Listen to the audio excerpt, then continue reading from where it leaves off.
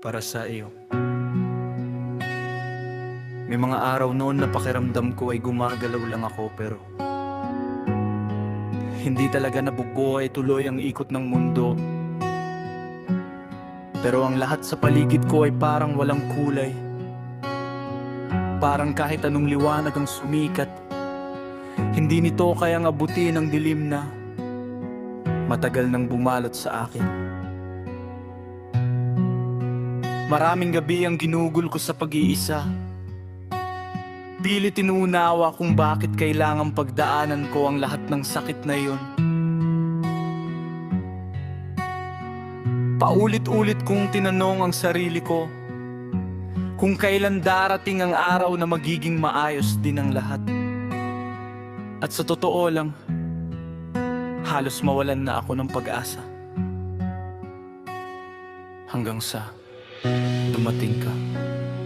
Sa isang iglap, nagbago ang lahat, parang unti-unting nabuksan ang mga mata kong matagal nang nakapikit sa lungkot. Ang mundong akala ko ay mananatiling madilim, bigla mong nilagyan ng liwanag. Noong tinawag mo akong aking, doon ko unang naramdaman na may lugar pala ako sa puso ng isang tao. At doon ko rin naintindihan kung bakit ko kinailangang maranasan ang lahat ng sakit na iyon. Dahil ikaw pala ang dulo ng lahat ng pagdurusa ko. Ikaw ang sagot sa mga tanong na matagal kong hinanap. Ngayon, handa na akong bitawan ang lahat ng bagay na hindi na mahalaga. Mga takot, pagdududa at mga alaala na matagal nang nagpabigat sa akin. Dahil sa piling mo, natutunan kong muling maniwala sa pag-ibig na totoo. Isang pag-ibig na hindi kailangang ipilit. Isang pag-ibig na hindi kailangang pagdudahan. At higit sa lahat, isang pag-ibig na nagbibigay ng kapayapaan.